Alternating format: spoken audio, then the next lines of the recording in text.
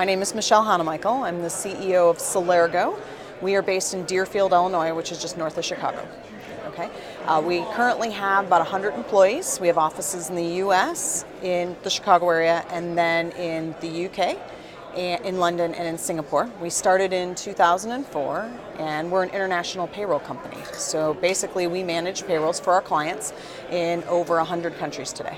So how did you start? I originally worked for Ford Motor Company. I was in finance. I traveled all over the world, so I love international, so that's part of my passion.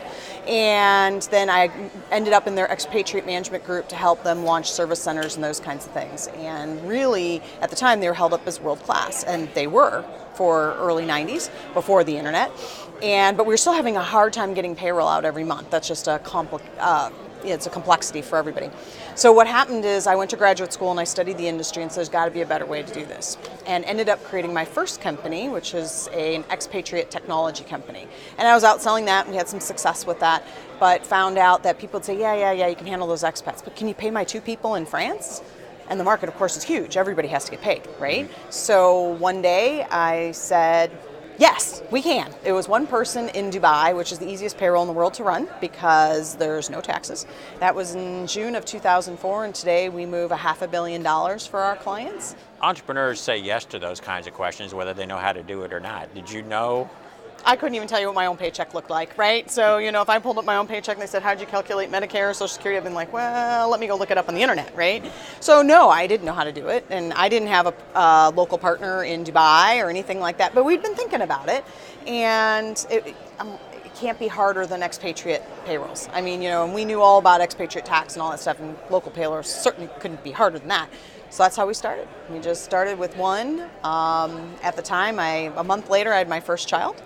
So I kind of know how old the company is by how old my oldest child is. 8 months pregnant may not be the best time to launch a business, but I guess you didn't feel like you could wait. My business partner has a child that's 11 months older. So we were in the basement building the website, and his son was in the bouncy thing, like that. And of course, here I am pregnant, and it just didn't matter. The clients are like, as long as I can reach you on the phone. The way you tell the story, it makes it sound like this was the logical thing to do. Think of all the people that are doing payroll around the country, but they don't do anything about it. When you look at this and you say, well, why would you say yes? I always thought global payroll was the end-all be-all. If you can crack that nut, it's a billion-dollar business, multi-billion, trillion-dollar business, because everybody gets paid. So what's the worst thing that can happen? I certainly wasn't employable at 8 months pregnant, right? So why not? I can find somebody in Dubai.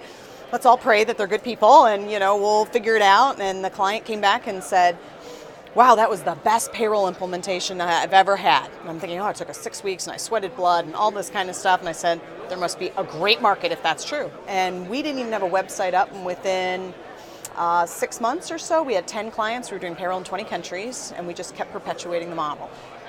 Is it scary? No, not really, because what's the worst thing that can happen, Okay, so you fail on one, and you can just go up and do something else. But the big thing I talk with my partner on, what's the difference between people who are entrepreneurs and people who are not? The number one thing is entrepreneurs will just do it. Just go do it. Go try it. It's not going to be perfect, but that's okay. Figure it out as you go. Figure it out as you go, yeah. And just keep smiling and nodding and looking good in the front, at the client, and figure it out behind the scenes after you get off the phone. For people in Dubai, for all they knew, you were a multinational corporation in the heart of Chicago with hundreds of people doing this job, and it was you and your partner with the baby in a bouncy seat. Right. I mean, the internet allows so much more of that now. And the industry was at its infancy, so there was nobody doing what we were doing. We have big competitors out there, but they really weren't doing it. They weren't filling the need. And that's where you got to strike. Some of the best business ideas come from people who are in big corporations, and they say, why isn't somebody doing this? We need this really badly.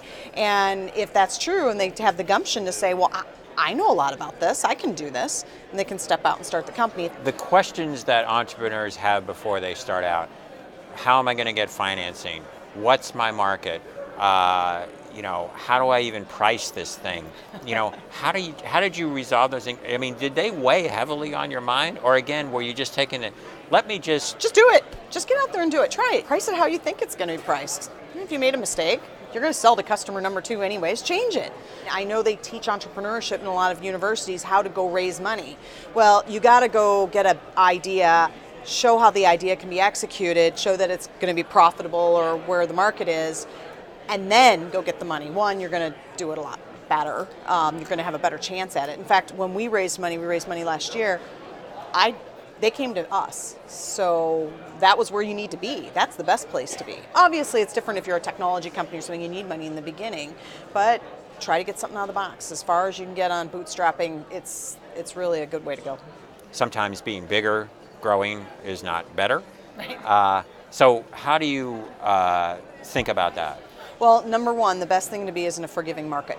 You got to go into, if you're in a marketplace that's so large and you make a couple mistakes, it's not going to kill you. And of course, in our industry, it's an infancy. So we had to kind of create what is global payroll consolidation because there wasn't anybody out there doing it. So I think that's part of it, success. You've learned from your failures, some of the things that you've done. I go, oh, wow, yeah, we probably shouldn't have done that. Or, okay, now we know how to train our people. We'll become a better company because of it. So you got to watch it. We watch if there's a client loss, why is it? Is it because they closed the office? Okay, well, there's nothing I can do about that. They got bought? Okay, it's nothing we can do about that. We didn't meet their needs. Are we the right company for them? Are we not the right company for them? And if we were the right company, we weren't meeting the needs, why? And then going back and saying, do we need to change our model? Do we need to change our people? Do we need to change our product? Those kinds of things. So I think you should have some failure. You have to have some failure to be able to be that great of a company, to move from, as they always talk about, good to great. You have to be able to self-analyze yourself and say, you know what, we failed there, but really we should never have been there to begin with. Can you translate what 2 people believe to 3 people, to 4 people, to 50 people, to 100 people? I mean, you can't expect that group of people to have the same passion, expertise, confidence, and courage as the founding entrepreneurs. One of the biggest things that we hire on is not capability, but passion. Will they fit into our culture? Because let's be honest, I can't go out and find a client account manager in global payroll. They're not out there. We have to train every single one of them. So there's a plus and a minus to that. One, we've got a timeline. It takes 3 to 6 months to get these people up to full speed. But at the same time, then they're in our mold. They understand our culture, what we support our clients. I always like to look at it that really I'm at the bottom of the pyramid. I'm at the bottom of the org chart.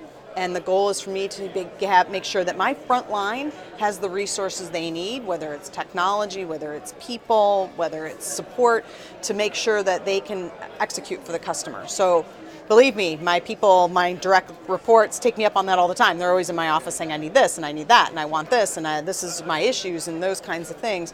But we're there as a support role for our organization, not the organization supporting us. Technology, that's changing at a very rapid pace. In fact, so rapidly that we've seen some companies become obsolete along the way. I mean, do you feel like there's a clock ticking to take advantage or to even keep up or stay ahead of that wave? Obviously, think about what we do, payroll consolidation, we need technology.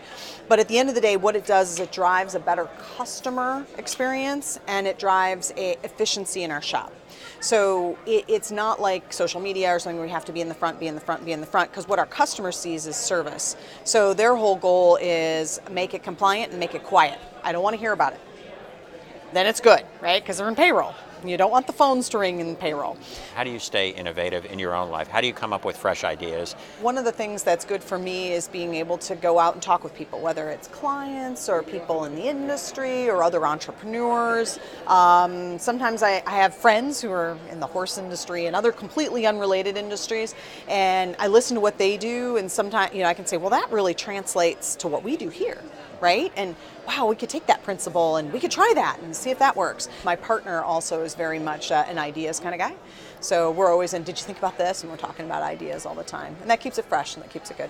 Do you look at your company and see what's there, or do you just see what's missing? I see what it can be. How big can we be? What kind of customers can we get? Should we open another office? Those kinds of things. And it's exciting. And I love my customers, I love my employees, and so we think about what can we do for our employee base and our customer base, what's the next challenge, and we just keep facing it that way. So I think the company is great, and I think the company can be greater. That's awesome. All right, thank you. Thank you so much.